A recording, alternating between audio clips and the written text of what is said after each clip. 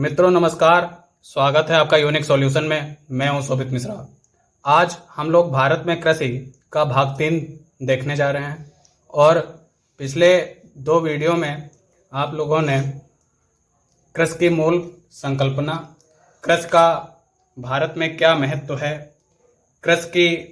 भारतीय कृषि की विशेषताएं और उसके साथ में हम लोगों ने देखा था कि भारतीय कृषि के समक्ष क्या चुनौतियां हैं, कृषि विपणन किस प्रकार होता है और कृषि विपणन के बाद में हम लोगों ने यह देखा कि भारत में कौन कौन से विभिन्न प्रकार के कृषि के तरीके अपनाए जाते हैं और उसके साथ में कुछ विदेशी तरीकों को भी देखा था।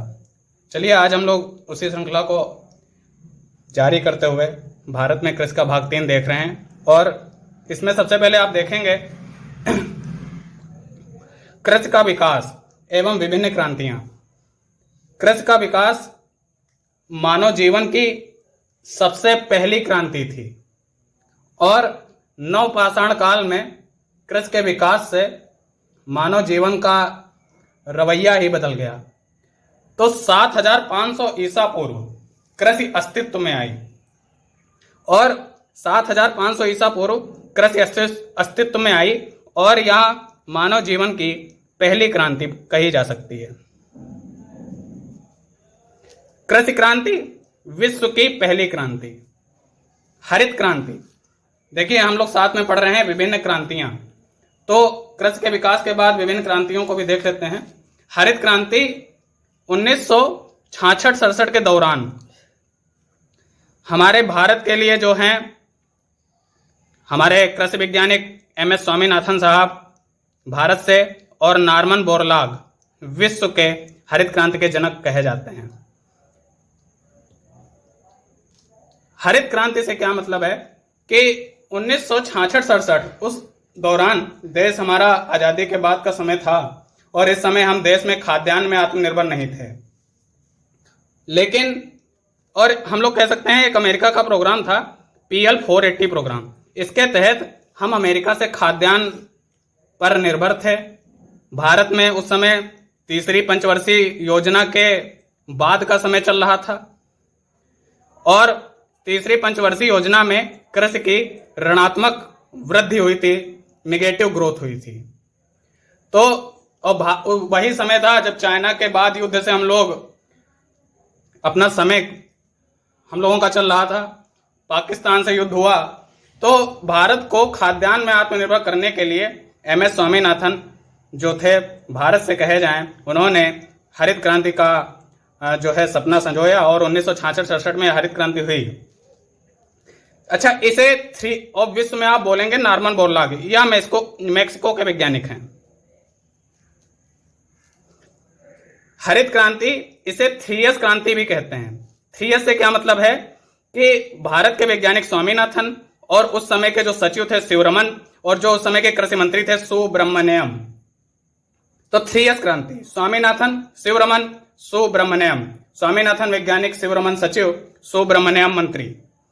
कृषि का नोबेल पुरस्कार जो नॉर्मन बोरलॉग जो हमारे विश्व के हरित क्रांति के जो जनक हैं, उन्हीं के नाम पे पुरस्कार का नाम रखा गया है बोरलॉग पुरस्कार। तो कृषि का जो नोबेल पुरस्कार है वह बोरलॉग पुरस्कार को बोला जाता है और आपको जान के खुशी होगी कि प्रथम जो बोरलॉग पुरस्कार मिला वह एम.एस. स्वामीनाथन को ही मिला।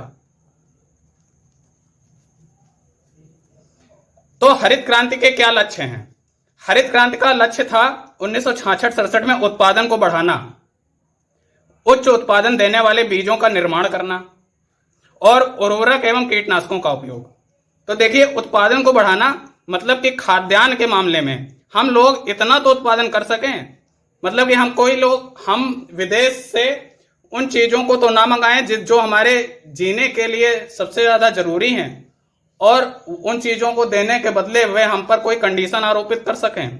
तो कम से कम खाने के तो मामले में हम लोग आत्मनिर्भर हो जाएं और उस लक्ष्य को हरित क्रांति ने विधिवत हासिल किया। खाद्यान्न का उत्पादन जो है आप देखेंगे क्या लाभ हुआ। गेहूं का उत्पादन 5 गुना हो गया, चावल का उत्पादन 3 गुना हो गया। तो खाद्यान्न के मामले में भारत आत्मनिर्भर बन सका, उत्पादन को बढ़ावा मिला, उच्च उत्पादन क्यों हुआ? क्योंकि उच्च उत्पादन देने वाले बीजों का प्रयोग किया गया।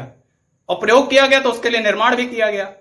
और उर्वरक और कीटनाशकों का उपयोग, बेहतर उर्वरक और कीटनाशकों का उपयोग किया गया।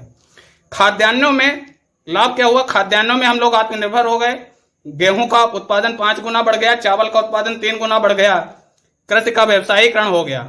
व्यवसायीकरण मतलब कि अब किसान इतना उत्पादन कर रहे थे कि वे अपने उत्पादन के द्वारा न केवल अपना पेट भर रहे थे, अपने देशवासियों का पेट भर रहे थे और साथ में उससे मुनाफा भी कमा रहे थे।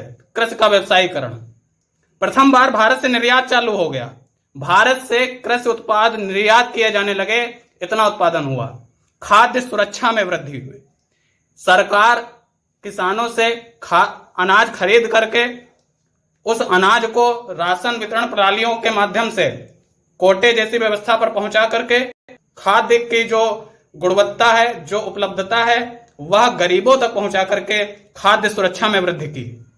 नुकसान क्या हुए? अब आप कहेंगे क्या कुछ नुकसान भी हैं? बिल्कुल नुकसान भी हैं। यह क्रांति केवल गेहूं तथा चावल उत्पादन तक सीमित है। देखिए, गेहूं और चावल के उत्पादन में इसने जो योगदान दिया, वह योगदान किसी और फसल के मामले में यह नहीं रहा। तो गेहूं और चावल के उत्पादन वृहद स्तर हुआ। गेहूं का उत्पादन 5 गुना बढ़ा, चावल का उत्पादन 3 गुना बढ़ा। बड़े किसानों ने लाभ उठाया। देखिए, बड़े किसान, छोटे किसान, बड़े किसान, आपने पढ़ा था 10 हेक्टेयर से ज्यादा जो जिनके पास जमीन होती है, बड़े किसान होते हैं। सीमांत किसान 1 से 2 हेक्टेयर के बीच में आ जाते हैं। तो छोटे किसान मजदूर बन गए। हुआ गया, बड़े किसानों ने इससे लाभ उठाया। बड़े किसानों ने इसका लाभ उठाया और छोटे किसान जिनके पास उन बीजों के लिए इतना रुपया नहीं था, वह छोटे किसान जो हैं बड़े किसानों के पास जाकर के कृषि की और बड़े किसानों ने लाभ उठाया। आय की असमानता बढ़ गई। तो इस प्रकार से बड़े किसानों को ज्यादा लाभ हुआ और छोटे किसानों को कम लाभ हुआ। और दूसरी बात, अब यह भी ध्यान रखिए कि यह क्रांति आप देखा जाए तो इसका सबसे ज्यादा जो प्रभाव देखा गया पंजाब, हरियाणा और पश्चिमी उत्तर प्रदेश, यहां पर इस क्रांति का सबसे ज्यादा प्रभाव देखा गया। यह हम लोग कह सकते हैं, जो हमारा भौमिक जल का स्तर होता है, तो भौमिक जल का स्तर कम हुआ क्योंकि उन खाद्यान्नों की सिंचाई के लिए बड़ी मात्रा में जल का दोहन किया गया। तो इस प्रकार पर्यावरण पर भी नकारात्मक प्रभाव देखा जा सकता है। और जल का अधिक उपयोग, संसाधनों पर दबाव, तो मतलब कि वही बात मैं कर रहा हूं कि जल के उपयोग के द्वारा जो है ज्यादा से ज्यादा संसाधनों पर दबाव बढ़ा। यहां तक कि जमीन पर भी दबाव। खाद्यान्न की फसलों के उत्पादन के लिए देश में ऐसी जगह जहां पर खाद्यान्न फसलें नहीं उगाई जा सकती हैं, वहां पर भी इसका उत्पादन किया गया। तो संसाधनों पर दबाव। तो इस प्रकार हम लोगों ने हरित क्रांति देखी, हरित क्रांति के लक्ष्य देखे और हरित क्रांति से क्या लाभ और क्या नुकसान है यह भी देखा। इसके बाद हरित क्रांति 2 1992 से 93 के समय में हुई। हरित क्रांति 2, ग्रीन रिवॉल्यूशन 2, 1992 से 93 के समय आप बोल सकते हैं दूसरी हरित क्रांति। तो क्या हुआ? प्रथम हरित क्रांति की कमियों को दूर करने के लिए दूसरी हरित क्रांति 1992-93 में लाई गई। इसके क्या फायदे हैं? यह सभी फसलों के लिए थी कि हमें सभी फसलों का उत्पादन बढ़ाना है। चकबंदी जैसी कठोर भूमि सुधार की व्यवस्था लागू की गई और छोटे कृषकों के लिए यह हरित क्रांति 2 लाभदायक सिद्ध हुई क्योंकि जो हरित क्रांति थी उससे ज्यादातर बड़े किसानों को लाभ हुआ था। सहकारी कृषि, कोऑपरेटिव फार्मिंग बढ़ाने में हरित क्रांति 2 जो है यह लाभकारी सिद्ध हुई। कृषि क्षेत्र में 4% विकास दर प्राप्त करने के लिए। इसके बाद आप देखें इंद्रधनुषी क्रांति। राष्ट्रीय कृषि नीति 2000 के समय राष्ट्रीय कृषि नीति 2000 में हमारी आई थी और राष्ट्रीय कृषि नीति 2000 में इंद्रधनुषी क्रांति जो थी वह प्रस्तावित थी। इंद्रधनुषी क्रांति का मतलब क्या है कि सभी प्रकार की क्रांतियों को, सभी प्रकार की जो क्रांतियां हैं उनको एक साथ लेकर चलना, एक साथ लेकर चलना, इसी को बोला जाता है इंद्रधनुषी क्रांति। एक साथ लेकर चलना, सभी प्रकार की क्रांतियां एक साथ लेकर चलना, इसे बोलेंगे हम लोग इंद्रधनुषी क्रांति। तो सभी प्रकार की क्रांतियां मतलब कि हमें केवल अनाजों में उत्पादन नहीं करना है, खाद्यान्न में ही उत्पादन नहीं करना है, यहां तक कि आलू, मछली, पेट्रोलियम, उर्वरक, अंडा, मसाला, मांस, ये सब में उत्पादन करना है। स्वामीनाथन ने 2011 में इंद्रधनुषी क्रांति का नाम सदाबहार क्रांति दिया। मतलब ये सदाबहार क्रांति और इंद्रधनुषी दोनों क्रांतियां एक ही हैं। स्वामीनाथन जी ने इसका नाम 2011 में सदाबहार क्रांति दिया। और अनाज का दोगुना उत्पादन करने के लिए भी इंद्रधनुषी क्रांति जानी जाती है। श्वेत क्रांति 1964-65 में सघन पशु विकास कार्यक्रम चल रहा था और उसी समय हमारे जो श्वेत क्रांति के जनक बोले जाते हैं या जो श्वेत क्रांति के हम लोग प्रणेता कह लें तो वह वर्गीज कुरियन को बोला जाता है। वर्गीज कुरियन ने ही अमूल जैसी संस्था की जो है संकल्पना दी थी और 1970 में ऑपरेशन फ्लड जो है इसी कारण श्वेत क्रांति के नाम से जाना जाता है। 26 नवंबर को वर्गीज कुरियन की याद में ही नेशनल मिल्क डे मनाया जाता है। पीली क्रांति तिलहन के लिए यह क्रांति जानी जाती है। तिलहन का मतलब सरसों, मूंगफली, सोयाबीन आदि इन सबके उत्पादन के लिए। 1986 में जो है पीली क्रांति तिलहन उत्पादन के लिए शुरू हुई थी। यह वह समय था जिसमें पीली क्रांति हुई। गोल क्रांति आलू उत्पादन से संबंधित है। इसी प्रकार आप कुछ क्रांतियों को ध्यान रखें। गोल क्रांति आलू उत्पादन से संबंधित है। नीली क्रांति मछली उत्पादन से संबंधित है। गुलाबी क्रांति देखिए प्याज और झींगा समुद्री उत्पाद है। झींगा समुद्री उत्पाद है और इस समुद्री उत्पाद का कलर भी कैसा होता है? गुलाबी होता है और प्याज का कलर भी गुलाबी। इससे आप ध्यान रखें, गुलाबी क्रांति। उसके बाद आप देखें काली या कृष्ण क्रांति, यह पेट्रोलियम उत्पादन से संबंधित है और पेट्रोल में इथेनॉल के जो है मिश्रण को लेकर भी यह काली और कृष्ण क्रांति जो है इसका लक्ष्य रहा है। धूसर क्रांति उर्वरक उत्पादन से संबंधित है। रजत क्रांति अंडा उत्पादन से। बादामी क्रांति मसाला उत्पादन। लाल क्रांति मांस और टमाटर उत्पादन। अमृत क्रांति यह एक नई क्रांति बहुत आवश्यक नदी जोड़ो परियोजना से संबंधित है। अमृत क्रांति। एमएसपी, अब देखिए हम लोग कुछ कृषि मूल्य को देख चुके हैं लेकिन फिर भी एमएसपी को देख लेते हैं। एमएसपी का पूरा नाम मिनिमम सपोर्ट प्राइस होता है, न्यूनतम समर्थन मूल्य। मिनिमम सपोर्ट ऑफ प्राइस, न्यूनतम समर्थन मूल्य। यह क्या होता है कि सरकार द्वारा फसल बुआई के समय इस मूल्य की घोषणा की जाती है। सरकार द्वारा घोषित न्यूनतम मूल्य जिस पर वह किसान की फसलों को हर हाल में खरीदने का वादा करती है। किसान जो सरकार है वह किसानों से वादा करती है उनकी कुछ फसलों के लिए कि मैं कम से कम बुआई के समय कि मैं कम से कम इस रेट में आपकी फसल को अवश्य खरीद लूंगा। तो इसी और कहने का मतलब यह कोई जरूरी नहीं है कि सरकार ही उसकी फसल को खरीदे, वह बाजार में भी बेच सकता है। लेकिन बाजार वाले किसान बेचते समय इस बात को तो जरूर ध्यान रखेंगे कि जितना एमएसपी किसी फसल का सरकार के द्वारा घोषणा की गई है उस एमएसपी से कम रुपए में वे बाजार में नहीं बेचेंगे। तो एमएसपी के सकारात्मक पक्ष क्या हैं? किसानों की आर्थिक सुरक्षा। किसानों की आर्थिक सुरक्षा होती है, अभी जैसा बात की मैंने आपसे। किसानों को प्रेरणा इससे मिलती है। क्यों? अगर सरकार ने गेहूं का जो है 1 कुंटल का रख दिया कि 1800 रुपए 1 कुंटल का हम एमएसपी घोषित करते हैं तो किसानों को भी प्रेरणा मिलेगी कि इतना रुपया मुझे मिलेगा उत्पादन से। फसल प्रतिरूप का निर्धारण। फसल प्रतिरूप का निर्धारण किस प्रकार कर सकती है? मान लीजिए देश खाद्यान्नों का ही उत्पादन कर रहा है, उस वक्त में अगर किसी फसल का एमएसपी कम कर दिया जाए तो किसान उस फसल को कम उत्पादन करेंगे बजाय उस फसल का उत्पादन करेंगे जिसका एमएसपी ज्यादा होगा और इस प्रकार फसल प्रतिरूप का निर्धारण भी किया जा सकता है। कृषि में सकारात्मक परिवर्तन देखने को मिलते हैं। एमएसपी के नकारात्मक पक्ष क्या हैं? सभी फसलों पर एमएसपी लागू नहीं होगा क्योंकि आपको पता है 23 फसलों पर एमएसपी दिया जाता है जिसमें से 5 सीरियल्स, जिसमें से आप देखेंगे 7 सीरियल्स, 7 ऑयल सीड्स और इसके साथ में आप देखेंगे 5 पल्सेज और 4 कमर्शियल क्रॉप्स।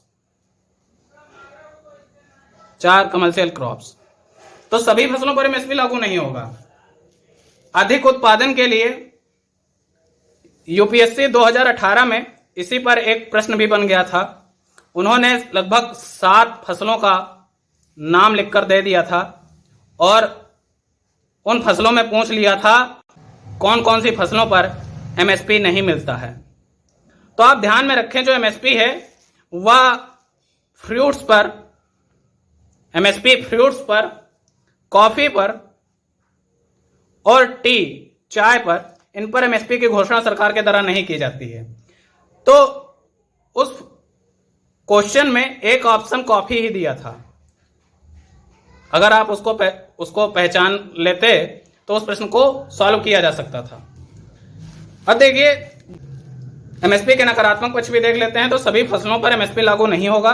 अधिक उत्पादन के लिए अधिक उर्वरक, जिससे स्वास्थ्य व पर्यावरणीय प्रभाव, वही अधिक उत्पादन होगा तो अधिक उर्वरक डाले जाएंगे, स्वास्थ्य पर भी प्रतिकूल प्रभाव होगा, पर्यावरण पर भी। वर्तुलाकार जाल की महंगाई। अब कहने का मतलब क्या है, वर्तुलाकार जाल क्या होता है, ये इस तरीके से कहने का मतलब क्या है, सरकार ने एमएसपी गेहूं का निर्धारित कर दिया 1800 रुपए। अब किसान को जब 1800 रुपए मिले तो जो मजदूर काम कर रहे थे उनको भी लगा कि हमारा भी दाम बढ़ना चाहिए। तो मजदूर जो थे उन्होंने भी अपना दाम को बढ़ा दिया। जब मजदूरों ने अपने दाम को बढ़ाया तो उसके बाद में देखा कि जो चीजें उनसे मार्केट में जिस रेट में मिल रही थी वो भी अब उनके भी कुछ दाम बढ़ेंगे। तो इस प्रकार देखा जाता है कि एक चीज के बढ़ने से और भी महंगाई के क्रम बढ़ सकते हैं। तो वर्तुलाकार जाल की महंगाई भी संभव हो सकती है। क्षेत्रीय असमानता भी, क्योंकि कोई जरूरी नहीं है, एमएसपी को निर्धारित करते समय इन बातों का ध्यान रखा जाता है कि वहां पर कौन कौन से घटक हैं।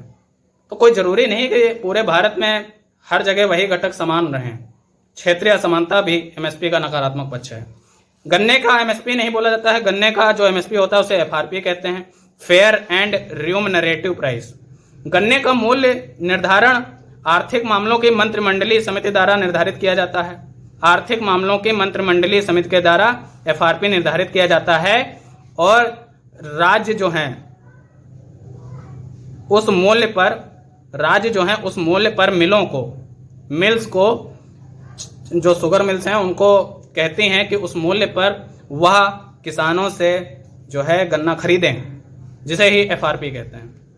किसके द्वारा निर्धारित किया जाता है, आर्थिक मामलों की मंत्रिमंडलीय समिति। अब भंडार गृह देखिए कृषि के क्षेत्र में, तो भंडार गृह भारतीय कौन कौन से इसका भंडारण करते हैं। सरकार ने जो ले लिया किसानों से वो कहां पर रखेगी, तो भारतीय खाद्य निगम आईएफसी, इंडियन फूड कॉर्पोरेशन, केंद्रीय भंडारण निगम, राज्य भंडारण निगम। तो इस जिसमें हम लोगों ने एपीएमसी वगैरह की भी चर्चा कर ली थी। तो भंडार गृह कुछ इस प्रकार हैं। 1954 में अमेरिका के दबाव के कारण भारत सरकार ने, अभी मैंने शुरुआत में बात की थी, PL 480 प्रोग्राम अधिनियमित किया था, जिसके तहत भंडार गृहों का निर्माण कार्य प्रारंभ किया गया। अब इसमें आगे देखते हैं सब्सिडी। यह एक प्रकार की छूट है जिसके माध्यम से किसान कम कीमत पर बिजली, उर्वरक, कृषि उपकरण प्राप्त कर पाता है। मतलब कि सरकार के द्वारा छूट दी जाती है किसानों को कि आप बिजली, उर्वरक और कृषि उपकरण तक आपकी पहुंच जो है आसान हो सके।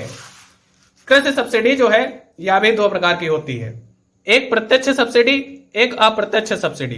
प्रत्यक्ष सब्सिडी आप देखेंगे उसका उदाहरण क्या हो सकता है, एमएसपी। देखिए एमएसपी के द्वारा जो है सरकार घोषित करती है ना कि जैसे 1800 रुपए में हम लेंगे, तो इसका मतलब मार्केट में भले रेट ज्यादा हो लेकिन सरकार तो उससे कम रेट पे ले रही है, तो जो अंतर आएगा वो सब्सिडी हुआ। अप्रत्यक्ष कौन सी हो सकती हैं, बिजली में छूट दी जाए, बीज के जो उनका क्रय मूल्य है उसमें छूट दी जाए, उर्वरक में छूट दी जाए। तो प्रत्यक्ष और अप्रत्यक्ष इस प्रकार दो कृषि सब्सिडी हम लोगों को देखने को मिलती है। अब इस वीडियो में इतना ही रखते हैं। अगले वीडियो में कृषि को हम लोग समाप्त कर लेंगे और उसके हम लोग कुछ अन्य जो यूपीएससी वगैरह में इसके प्रश्न पूछे गए हैं उनकी चर्चा हम लोग अगले वीडियो में करेंगे। वीडियो अगर आपको पसंद आया है तो वीडियो को लाइक करें, चैनल को सब्सक्राइब ना किया हो तो करें और मित्रों को फॉरवर्ड करते रहें। धन्यवाद।